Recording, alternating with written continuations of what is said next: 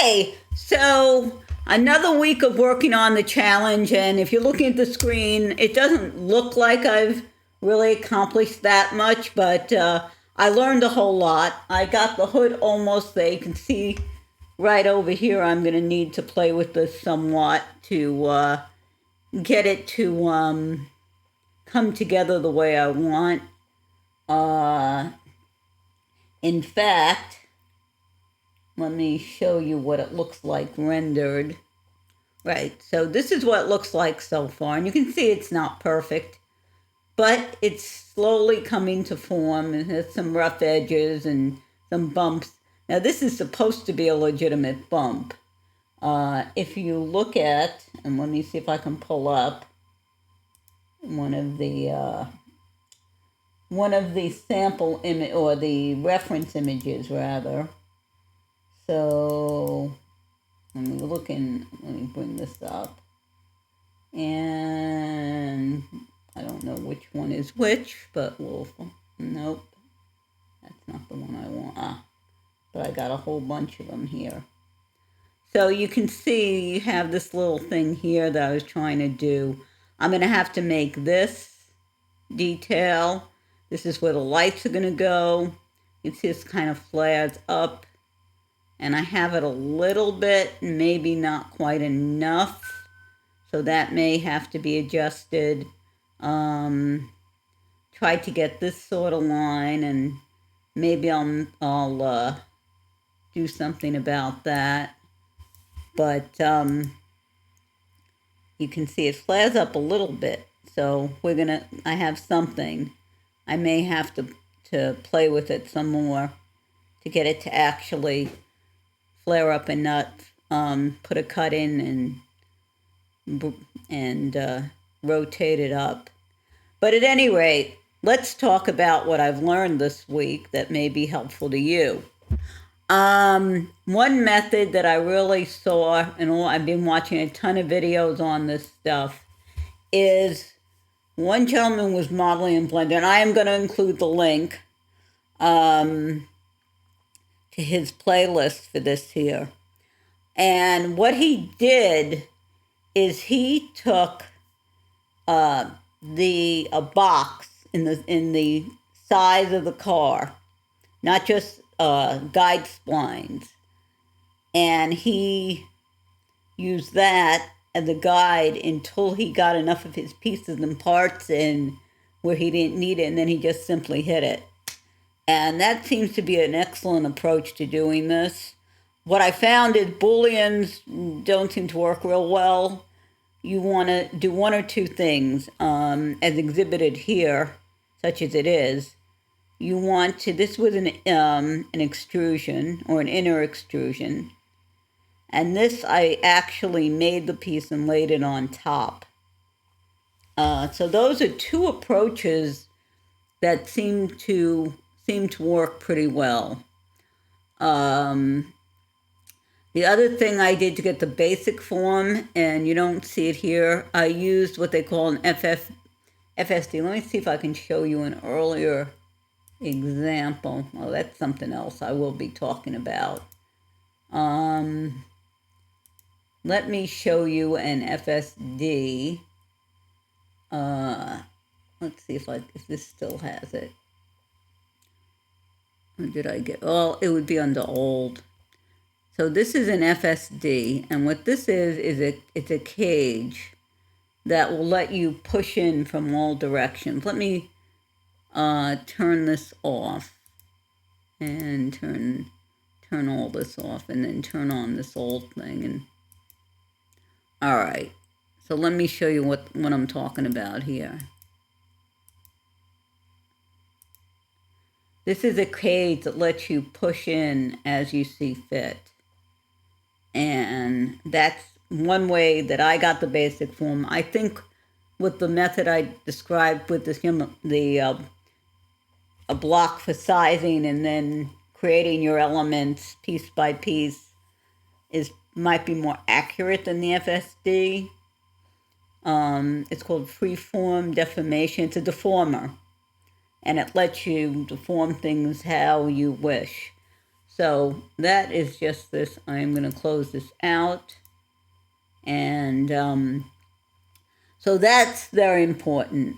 As I said, I would try to avoid booleans. Oh, and extrude. So what you want to do is do one or two things to get your details. Is do an extrude, either in or out, depending on what you're making, or you can use the poly pen to create actual features, or the other thing you can do is take a plane and mold it into the features. Those are far better techniques than trying to trying to do this with booleans. It just was not working. It would be I would make the form as a plane, and then I try to extrude it and then cut it out. Now the other thing you can do, and I'm going to demonstrate here. That's why this funny. Okay, so we have this cube here that we selected. I'm in faces, and I select this. Now, what you can do is, I think it's under U. Yep, it is. You can, P is split. So you can split, and then you can do U, D, which is disconnect. So that should give you another test point 2. And if we pull this out, well, we pulled it down rather than out. Let's pull it out. And if we go back to test cube, notice it's still selected. You can simply hit backspace, that will delete it. And then we can take this and we can move it back in place.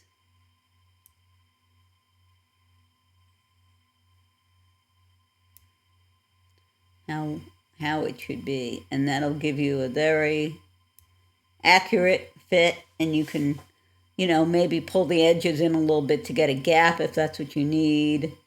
And this is another thing that will work well if it's something where you don't necessarily, for example, this could have worked well for another alternative to creating an item on there, like I did with the hood. This would have been an alternative if you already have the basic shape and you just want to make a piece that's cut out from that shape. So that's something that is kind of cool. Now, one thing I'm going to have to do is smooth my model. It's a little bumpy right now. So they do have like smoothing and ironing tools. They do have an iron tool in here. Let's see if I can see it. Yeah, right here. Well, I have to learn how to use this. And there's some other tools for smoothing. You can also bring it into ZBrush and use their model, or you can, the sculpting tools, you can use sculpting tools in Cinema, or you can bring it into ZBrush and use their sculpting tools. It's a little bit more purposely designed for sculpting, so there's a little bit more in there, but I would say if you look at the sculpting tools here, you probably can, you got smooth, so you can, well, you can see what you can do here. But, so that's something that I'm going to have to be doing, since probably smooth some things out. And of course, subdivision smooth things out as well. Going back to the very strange thing about the way that Cinema works. When you change to one of these other things, it goes back to the old layout. So anyway, so I also experimented with a plugin called Nitro Spline. Let me bring that one up. let's see what we got here. I know it's up here somewhere. There we go. So basically, it's a nitrile spline, and you can draw a spline. So let's get to the spline tool right here. And I can draw my spline. I could, and close it. Okay, so let's see where my new spline is. That's this. So I can, let's get under extensions, we have nitrile spline model. We stick this under here, and notice it does what it's going to do. It sort of made its own decisions. But what you can do is on here, under extensions, we got a spline model tag. And with that, you can do a bunch of things. Let's see, mesh spline. So let's say you want to change the width. You can, or change the height. You can actually go above 100%. Look at that. Or now it can be very handy. It's just, I don't think this is exactly what we would want for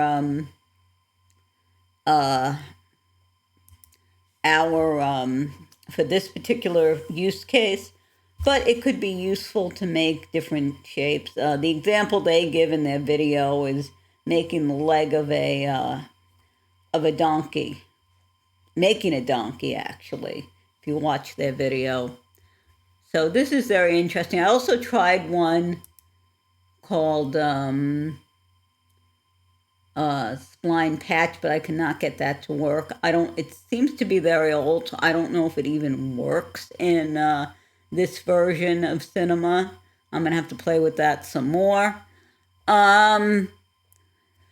So that's where I am. Okay, so as you can see, we are making progress, and hopefully the information that I've provided is helpful to you. I'm going to provide links. If you want to model a car, I would check out the link on the car in Blender, because I think he's a very sensible technique. Now, Blender lets you do something kind of cool, which is basically do put the references as like a cross, where you can actually see all four sides together in the same screen, as opposed to here in Cinema, where you have to switch between screens to look at your different things. Now, one thing is annoying is the fact that now this is reversed. You have to change in order to look at get the back model. I'm going to have to turn around, and I'm going to have to swap my model 180 degrees so I can actually see the back. There's no way that you can hit the back and the front, and I think that'd be a nice change. And I even tried it where I put the back camera and then put the reference in there, and it didn't look right. You couldn't see the reference. So you really have to kind of do it with the front camera, but flip the model 180, and then you can see the back reference. Like, this isn't flipped. All I have to do here is go 180, and that should flip my model around. Well, that was the idea, is that you flip this model around 180, and you should be able to So you go 180. And what you can do then is you will then see the back, and you can model the back. And what I'm going to have to do is do something here, either do a cutout or put something on there or something. But I also have to do the hood. I'm going to put this back to whoop. I'm going to put this back to 0 here.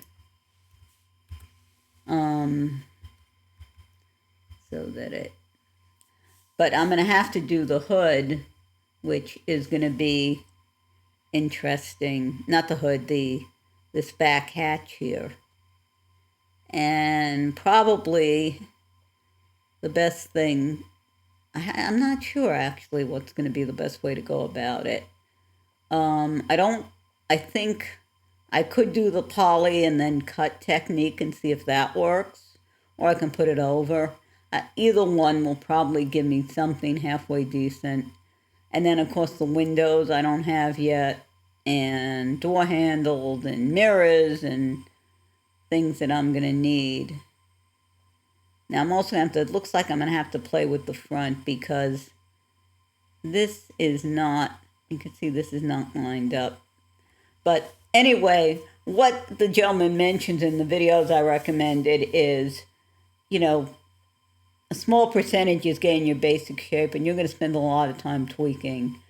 And for this particular competition, getting the shape is going to be, getting everything tweaked and right after you get your basic shape is where you're going to spend a lot of your time. So anyway, hopefully this has been helpful to you, and I will speak to you next time. Take care.